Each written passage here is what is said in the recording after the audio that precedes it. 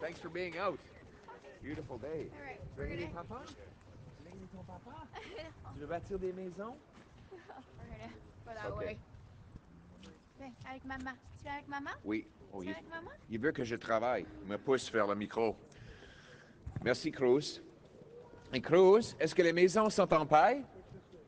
Non. Ils sont en bois? Ils sont en briques? Non. Est-ce que le méchant loup va pouvoir les souffler? OK. Merci tout le monde d'être ici aujourd'hui. Ça me fait plaisir. Malheureusement, je dois commencer en mentionnant un événement triste qui vient d'arriver. Une femme innocente musulmane a été attaquée avec violence l'autre jour et l'accusé avait été libéré une autre fois après avoir menacé plusieurs personnes à couteau. Ça montre, je condamne cette violence et cette haine, et j'ajoute que c'est épouvantable qu'on continue d'avoir la libération automatique des criminels habituels encore et encore après les décennies perdues des libéraux. On a de plus en plus de violence. Et si on donne un quatrième mandat au pouvoir aux libéraux, la criminalité va continuer à détruire nos communautés. Nous allons mettre ces criminels en prison et ils vont y rester. Autrefois, et heureusement, je suis très heureux d'avoir des membres de notre équipe, commençant avec Melissa Landsman, un grand champion de tous les Canadiens, qui vient de retourner de l'île Prince-Édouard, où elle a fait une excellente annonce pour faciliter l'échange interprovincial en éliminant les frais pour le pont Confédération. Merci beaucoup, Melissa, de votre leadership. Merci à Michael Guglielmin, notre candidat, qui travaille dans le secteur d'acier. Il crée des emplois pour des travailleurs, des emplois qui seraient tués par le taxe carbone industriel que propose Mark Carney. Mais Michael et notre équipe, nous allons empêcher la nouvelle taxe carbone industrielle de Mark Carney pour protéger ces emplois et pour mettre le Canada d'abord pour faire changement. Et Anna Roberts, un grand champion de la région qui se bat pour nos aînés, pour rendre la vie plus abordable pour tous nos aînés. Anna, merci de tout. Elle dit que je dois manger encore plus. She thinks I have to eat more. She's worried that I'm not having enough of the pasta she makes and I'm wasting away. God bless the Italians. Muchas gracias. No, that's Spanish. Sorry, I'm speaking. I used to say that to my wife. Grazie. Et merci tout le monde d'être ici aujourd'hui. Je suis heureux d'être ici à Vaughan, une ville remplie de Canadiens extraordinaires qui travaillent afin de bâtir des logements. Je suis accompagné par George Hofstetter et Michael Klugman, des leaders dans l'industrie de la construction de logements. Il essaie d'aider les gens à avoir accès à la propriété. C'est une communauté avec un potentiel exceptionnel, mais après la décennie perdue des libéraux, ce potentiel est en train d'être perdu. Donner aux libéraux un quatrième mandat après qu'ils ont doublé le coût du logement va garantir que personne ne va jamais pouvoir acheter une maison. Je veux parler aussi de cette... je veux m'y adresser aujourd'hui à cette problématique que les libéraux ont créée en doublant le coût de logement. Mais tout d'abord, j'aimerais répéter que M. Carney devrait se présenter en débat à TVA. Je suis prêt même à payer ses frais à 75 000 $ pour l'aider à venir. Pourquoi est-ce que M. Carney a peur? Est-ce que c'est parce qu'il est trop fragile? Et si oui, comment peut-il confronter Donald Trump? Est-ce que c'est parce qu'il ne respecte pas la langue française? Ou est-ce que c'est parce qu'il ne veut pas défendre la décennie perdue des libéraux qui a doublé le coût du logement et nous rendu faibles face aux Américains? Peu importe la raison, M. Carney devrait venir faire un débat face à face et je suis même prêt à utiliser les fonds du Parti conservateur pour payer les frais. M. Carney est trop fragile. Il ne va jamais changer la direction que les libéraux ont établie pendant 3 mandats et 10 ans. Parlons maintenant des impacts des politiques des libéraux. Il y a 10 ans, les libéraux ont promis de réduire le coût de logement. Ces coûts ont doublé, ont explosé plus rapidement que dans tout autre pays dans le G7. Quand j'étais ministre responsable pour le logement, la maison moyenne à travers le Canada coûtait 450 000 $. Et ça prenait 39 du revenu moyen mensuel pour payer les factures d'avoir une maison. Maintenant, c'est 60 après la décennie perdue des libéraux. Autrefois, il fallait 25 ans pour rembourser une hypothèque avant la décennie perdue des libéraux. Maintenant, à Toronto, ça prend 19 ans pour économiser pour une mise de fonds.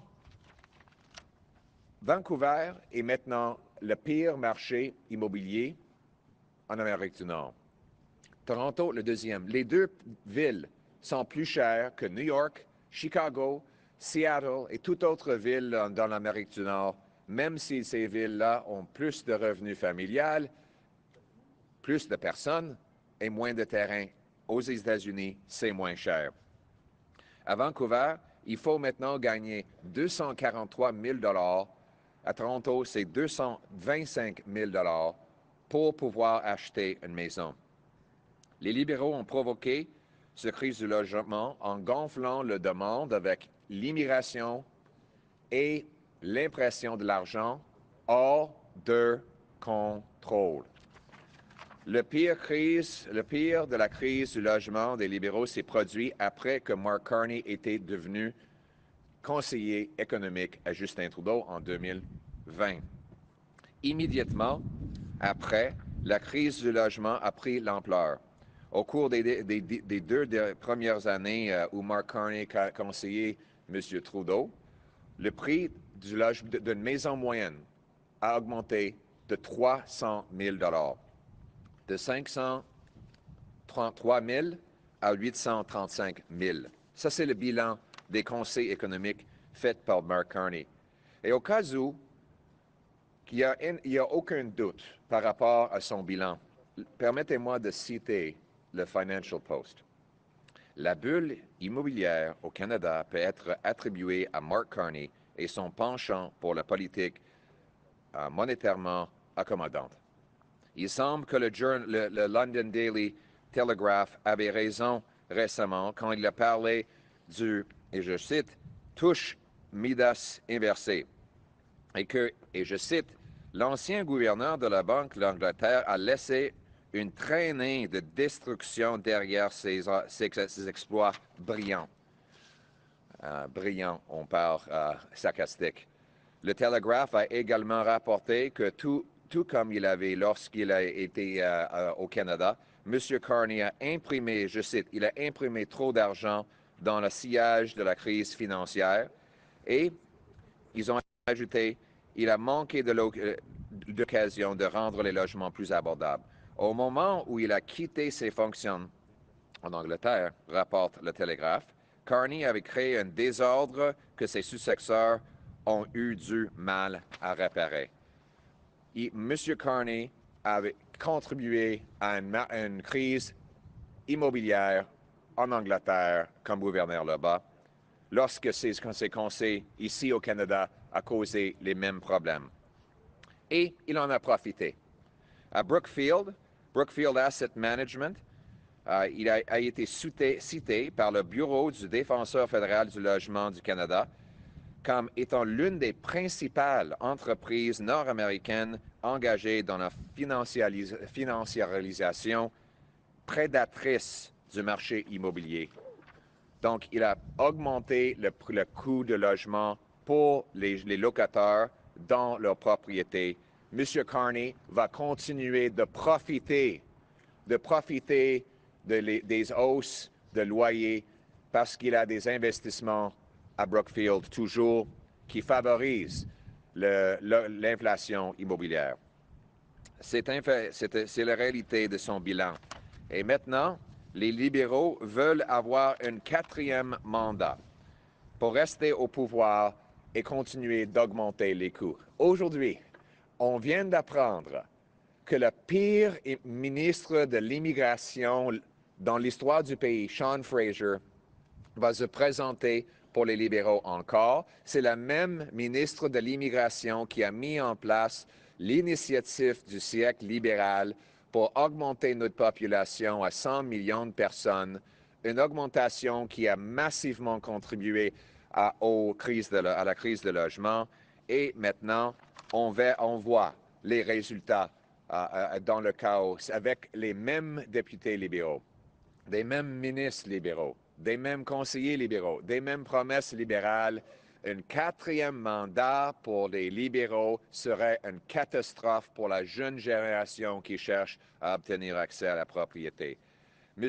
Fraser et les libéraux disent qu'ils vont finalement commencer à bâtir des logements, mais l'année dernière, seulement le nombre de mises en chantier à Toronto a chuté de 38 %, à Vancouver, 16 %, à Ottawa, 21 %, à Winnipeg, 7 %.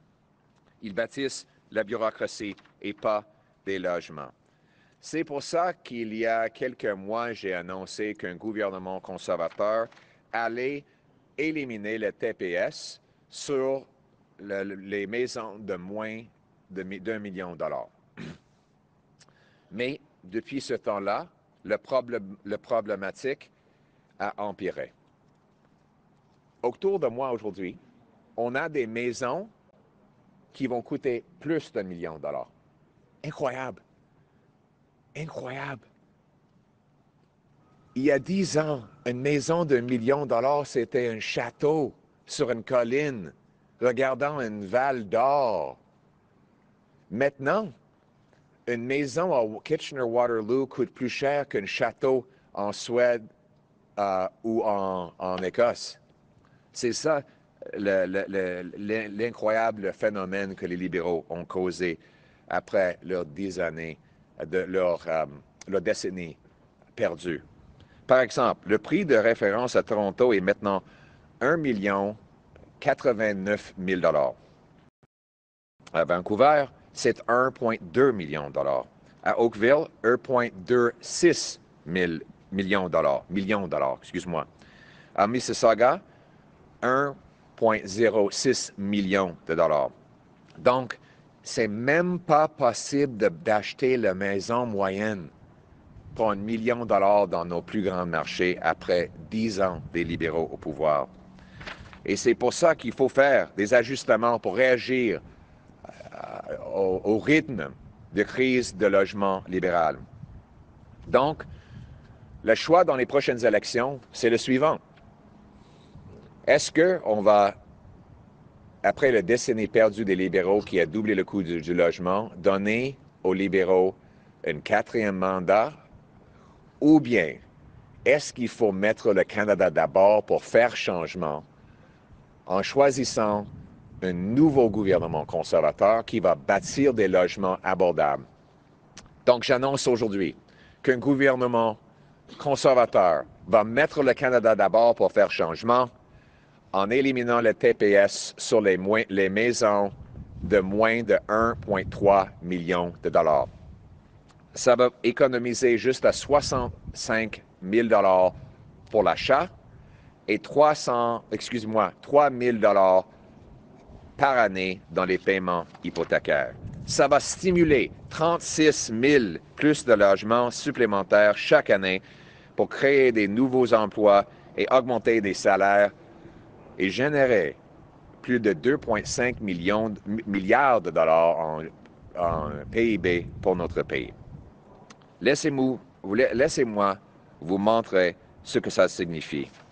Ça signifie qu'une famille qui essaie d'acheter une maison va pouvoir le faire. Que ces travailleurs ici vont pouvoir bâtir ces maisons, avoir des plus grands chèques de paie. En même temps que les Américains nous menacent avec des tarifs, c'est un bon temps d'utiliser notre bois. Notre bois est attaqué par Donald Trump avec les tarifs. Les tarifs, excuse-moi, pas juste Donald Trump, mais M. Biden aussi, parce que les libéraux étaient aussi faibles. M. Biden a non seulement appliqué des tarifs, mais il a doublé ces tarifs. Savez-vous qu'est-ce qu'on peut faire avec le bois d'œuvre? On peut bâtir des maisons. Et pourquoi pas?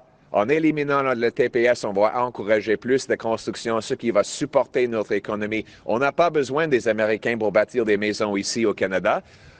Les maisons sont ici. C'est une industrie entièrement domestique et on va le faire. On a aussi d'autres plans. En plus d'éliminer la TPS pour les nouvelles maisons, une idée que les libéraux ont rejetée unanimement dans une vote au Parlement il y a quelques mois, on va aussi vendre 15% des bâtiments et des terrains du gouvernement fédéral pour de nouveaux logements.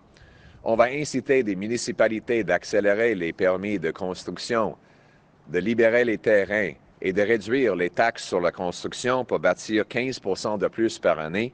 On va rejeter l'initiative du siècle libéral qui ferait passer notre population à 100 millions de personnes. Et on va couper les impôts de 15% pour le travailleur aîné moyen afin que les gens aient davantage dans leur poche pour payer leurs factures et pour payer leurs hypothèques. Après la décennie perdue des libéraux, avec des coûts et un taux de criminalité en hausse et notre économie sous le botte des États-Unis, le Canada ne peut pas s'offrir un quatrième mandat libéral. Il est temps de mettre le Canada d'abord pour faire changement avec un nouveau gouvernement conservateur qui va retirer des barrières bureaucratiques, couper les taxes et bâtir plus de logements. On va bâtir des millions et des millions de maisons. On va couper les taxes, bâtir des logements, libérer les ressources, stopper les crimes, ramener nos emplois ici pour tenir tête à Donald Trump avec la force. Un nouveau gouvernement conservateur va rétablir la promesse du Canada, la promesse que n'importe qui de n'importe où peut accomplir ses rêves avec du travail, que travailler fort vous donne une belle vie, dans une belle maison, dans un quartier sécuritaire, protégé par nos braves soldats sous notre fier drapeau. Le Canada d'abord, pour faire changement.